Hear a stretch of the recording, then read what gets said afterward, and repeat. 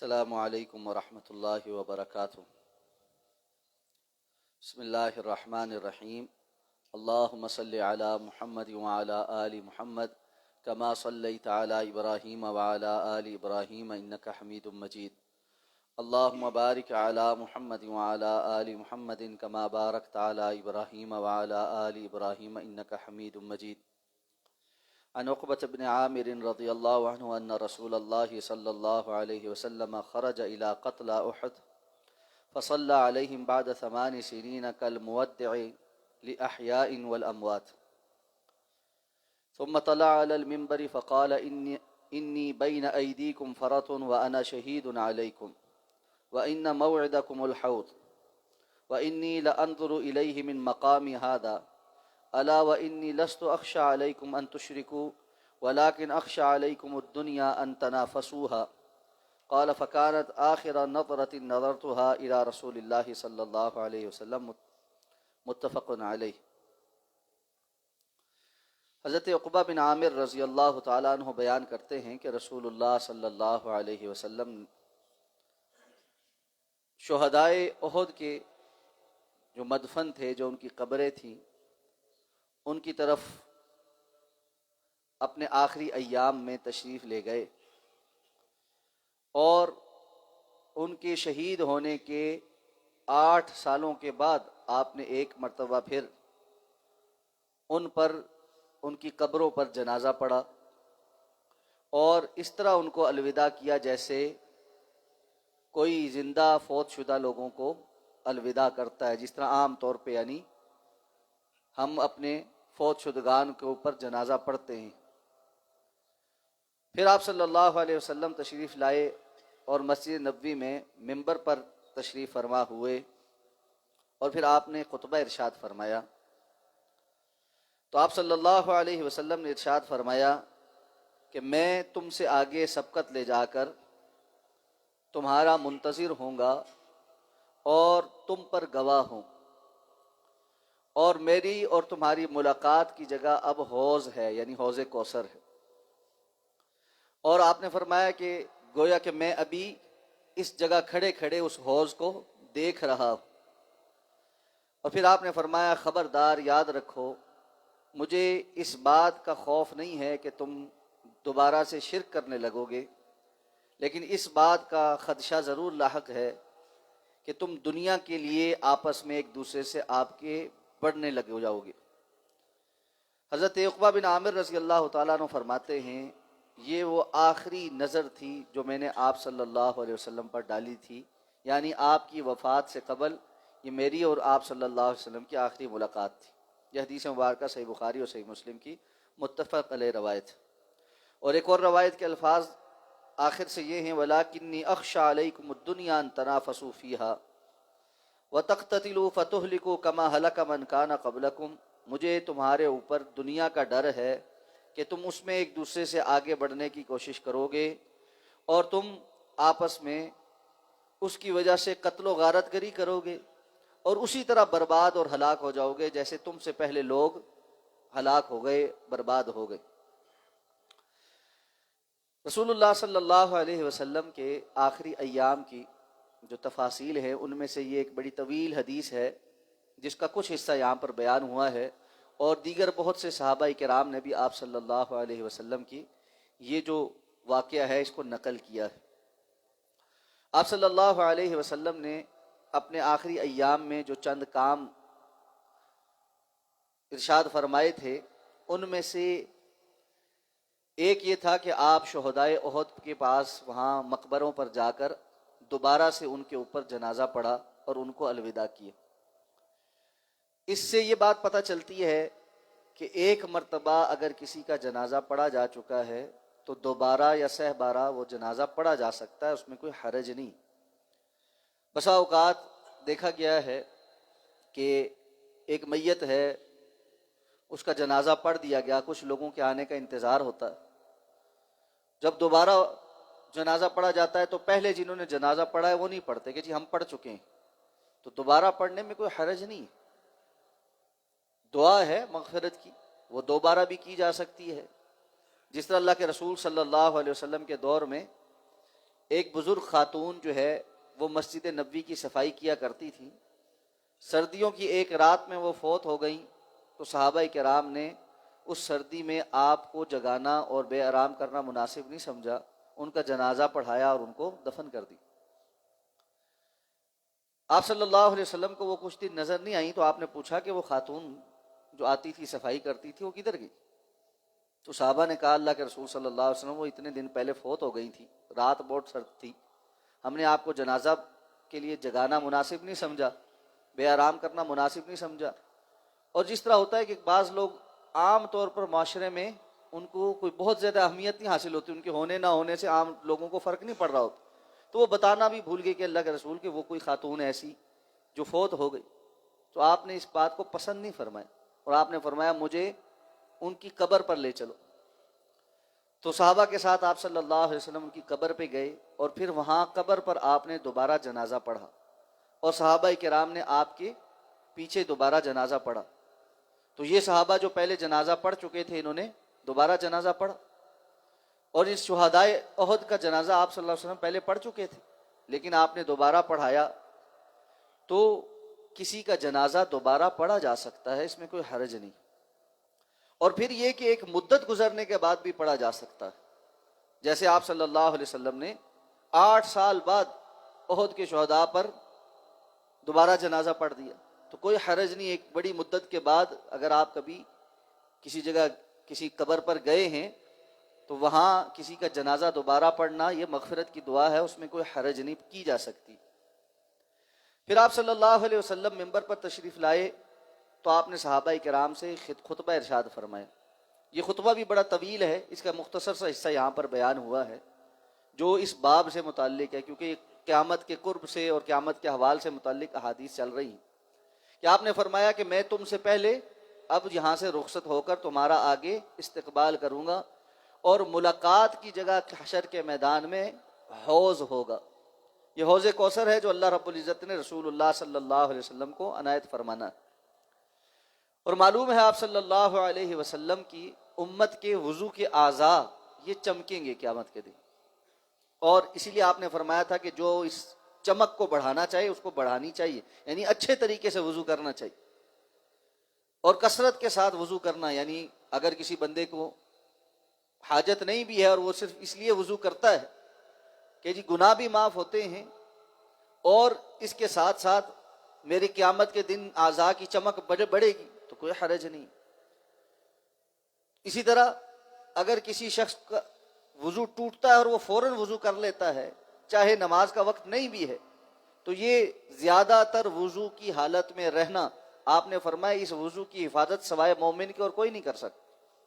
اس لیے وضو کرنا یہ بذات خود ایک عبادت ہے. تو آپ صلی اللہ علیہ وسلم قیامت کے روز اپنی امت کے لوگوں کو ان اعضاء کے چمکنے سے پہچانیں گے. اور معلوم ہے وہ حدیث بھی کہ بعض لوگ آگے بڑھیں گے تو فرشتے ان کو پیچھے دھکیلیں گے.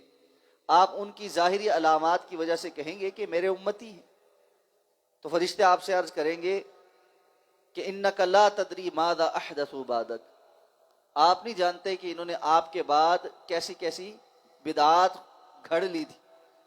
تو آپ صلی اللہ علیہ وسلم فرمائیں گے پیچھے ہٹا دو ان کو، پیچھے ہٹا دو ان کو جو میرے بعد بدل گئے. تو اس لیے عمل کرتے ہوئے اس بات کا بھی خصوصی دھیان رکھنا کہ دین کے نام پر نئی نئی چیزیں اور بدعات اور خرافات کے اندر بندہ نہ پڑے. اللہ کے رسول صلی اللہ علیہ وسلم کی سنتیں اتنی کافی ہیں کہ ان سے ہٹ کر کچھ اور کرنے کے لیے انسان کے پاس باقی وقت ہی نہیں بچتا کہ وہ نئی نئی باتیں گھڑ گھڑ کر ان کو بھی دین میں شامل کرتا رہے. پھر آپ صلی اللہ علیہ وسلم نے فرمایا مجھے اس بات کا ڈر نہیں ہے کہ تم شرک کرنے لگو گے، یعنی تمہارا عقیدہ اور اس کے حوالے سے کتاب و سنت کی جو تعلیمات ہیں بڑی واضح ہیں، اس لیے مجھے ڈر یہ ہے کہ تم دنیا کے پیچھے لگ کر ایک دوسرے کے ساتھ جھگڑنے لگو گے یا دنیا کے معاملات اور اس کے مال کی وجہ سے فتنے میں مبتلا ہو جاؤ گے. اب یہاں پر چند باتیں سمجھنے کی. بعض لوگوں نے اس حدیث کے حصے سے یہ استدلال کرنے شروع کر دیا کہ اب قیامت تک امت کے اندر شرک ہو ہی نہیں سکتا، اس لیے ان کے مشرکانہ اعمال کو جب کوئی نشاندہی کرے اور کہے کہ یہ شرک ہے کتاب و سنت کی روشنی میں، تو وہ کہتے ہیں اللہ کے رسول تو کہہ گئے تھے کہ مجھے تمہارے اپنے بعد تمہارے شرک کے اندر مبتلا ہونے کا ڈر ہی نہیں، اس لیے تو ہم شرک میں مبتلا ہو ہی نہیں سکتے، باقی کوئی گناہ ہو سکتا ہے، شرک نہیں ہو سکتا۔ یہ حدیث مبارکہ کا صحیح مفہوم نہ سمجھنا۔ آپ صلی اللہ علیہ وسلم کا یہ فرمانا کہ مجھے تمہارے اپنے بعد تمہارے شرک میں مبتلا ہونے کا ڈر نہیں ہے، یہ صحابہ کرام جن سے آپ مخاطب ہو رہے ہیں ان کے متعلق فرما رہے، اس لیے کہ آپ صلی اللہ علیہ وسلم یہ بشارتیں بھی دے گئے تھے کہ میرے کچھ عرصے کے بعد ہی تمہارے لیے کیسر اور کسرا فتح ہو جائیں گے، اور حضرت سراقہ بن مالک کو آپ نے یہ بھی بشارت دی تھی کہ تمہیں کسرا کے کنگن پہنائے جائیں گے۔ انہوں نے کہا کہ اللہ کے رسول پھر مجھے آپ اس کی گارنٹی دے دے، لکھ کر دے۔ آپ نے سراقہ کو یہ تحریراً دیا تھا، اور حضرت عمر رضی اللہ تعالیٰ عنہ کے دور میں جب کسرا کا جو مال غنیمت تھا وہ آیا تو حضرت سراقہ کو بلا کر حضرت عمر نے وہ کنگن دیے تھے کہ اللہ کے رسول صلی اللہ علیہ وسلم نے تم سے ان کا وعدہ کیا تھا۔ تو رسول اللہ صلی اللہ علیہ وسلم کو اس بات کا اندازہ تھا کہ جب ایک دم سے فتوحات ہوں گی تو بہت عرصہ ایک تکلیف، ایک تنگی کا ماحول دیکھنے والے لوگ کہیں اس فتنے کا شکار نہ ہو جائیں، اس لیے آپ نے اس کی طرف زیادہ نشاندہی فرمائی کہ تمہارے شرک میں مبتلا ہونے سے زیادہ مجھے اس بات کا ڈر ہے کہ دنیا کے وسیع ہو جانے کی وجہ سے تم کہیں آپس میں اس میں آگے بڑھ کر لڑنے جھگڑنے نہ لگ جاؤ اور اختلاف نہ ہو جائے، اور کسی حد تک ہوا بھی، اور وہ ہماری تاریخ کا حصہ ہے۔ اس سے انسان کو عبرت سیکھنی چاہیے۔ یہاں پر ایک اور بڑا بھی مسئلہ شروع ہو جاتا ہے کہ ان تاریخی واقعات کو ذکر کر کے لوگوں نے دھڑے بنا لی، کوئی ایک طرف ہے کوئی دوسری طرف ہے، اور اکابرین امت کے بارے میں بھی عجیب عجیب باتیں ہیں۔ ہمارا ایمان ہے انبیاء کے علاوہ کوئی معصوم نہیں، صحابہ کرام رضوان اللہ تعالی علیہم اجمعین سے انسان ہونے کے ناطے اجتہادی غلطیاں ہوئی ہیں، لیکن اس کا مطلب ہرگز یہ نہیں کہ بعد میں آنے والے ان غلطیوں کا ذکر کر کر کے ان کے بارے میں تبرہ کرتے پھریں اور ان میں سے کسی کو بھی صحابیت کے درجے سے نیچے اتارنے کی کوشش کریں۔ یہ ایک اور ایسی جسارت ہے جو ایک حد تک اگر آگے بڑھ جائے تو انسان کو دائرہ اسلام سے خارج کر دیتی، اس لیے بہت احتیاط کے ساتھ ان معاملات میں آگے بڑھنا چاہیے۔ تو اللہ کے رسول صلی اللہ علیہ وسلم نے قیامت تک کے آنے والے لوگوں کے لیے یہ بات ایک نصیحت کے طور پر چھوڑی ہے کہ دنیا اور اس کے مال اور دولت کے پیچھے انسان لڑنے جھگڑنے قتل و غارت گری کرنے لگ جائے اور اس کے نتیجے میں ایمان پس پش چلا جائے، یہ ناکامی ہے، یہ کامیابی نہیں۔ اور آج کیا ہے؟ جھوٹے کیس ہیں، وراثتیں ہڑپ ہو رہی ہیں، یتیموں اور بیواؤں کا مال ہڑپ ہو رہا ہے، فراڈ ہو رہے ہیں، دھوکے ہو رہے ہیں، کس لیے؟ کہ دنیا حاصل ہو جائے۔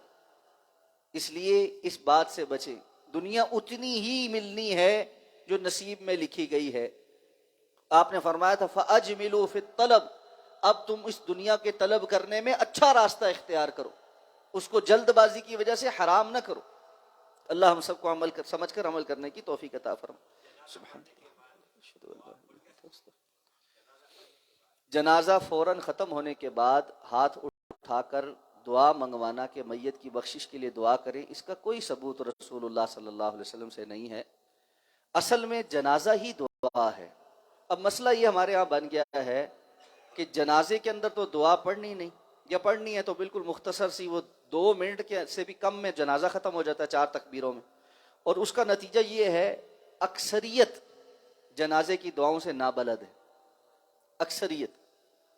اور یہ بھی سمجھ لیں کہ ہمارے ہاں عموماً اہل حدیث حضرات ہم جو ہے وہ اونچا جو جنازہ پڑھتے ہیں، اس کی وجہ یہی ہے کہ عربوں کو تو دعائیں یاد تھیں، یا وہ اپنی زبان میں بھی دعا مانگ سکتے تھے، اگر بالکل وہ مخصوص الفاظ بھی یاد نہ ہوں تو کوئی بھی عرب جو ہے وہ اپنی زبان میں تو یہ دعا مانگ سکتا نا، یا اللہ اس کی بخشش کر دے، اتنی تو اس کو عربی آتی ہے۔ لیکن جب اجمیوں کے اندر اسلام پھیلا تو ان کو دعائیں یاد کرنی پڑتی، کیونکہ نماز اور اسی طرح جنازہ یہ اردو میں آپ اپنی زبان میں نہیں پڑھ سکتے۔ تو دعائیں مانگنے کے بجائے لوگوں نے کیا کرنا شروع کیا کہ بالکل اس کو چھوڑ ہی دیا۔ اب تکبیرات ہوتی ہیں، لوگ اللہ اکبر کہتے ہیں، میرا یہ خیال ہے کہ 80% سے زیادہ لوگ ایسے ہیں جن کو دعائیں نہیں آتی، اور بس وہ جنازے میں ایک منہ دکھائی کے لیے آتے ہیں۔ تو پھر امام صاحب کیا کرتے ہیں جی، سلام پھیرنے کے بعد ہاتھ اٹھاتے ہیں جی اب مسجد کے لیے دعا کریں. تو پہلے کیا کیا؟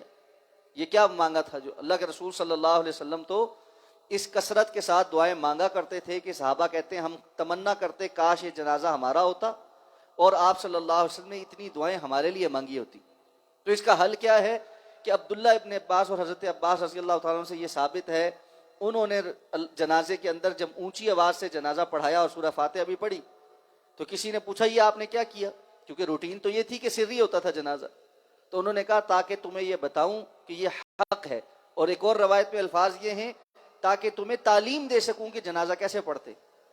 تو برے صغیر کے اہل حدیث علماء نے، محدثین کے منہج پہ عمل کرنے والے علماء نے اس لیے جنازہ اونچی آواز سے پڑھنا شروع کیا کہ تاکہ ایک تو لوگوں کو دعائیں یاد ہو جائیں سن سن کے، ویسے تو ہم یاد نہیں کرتے.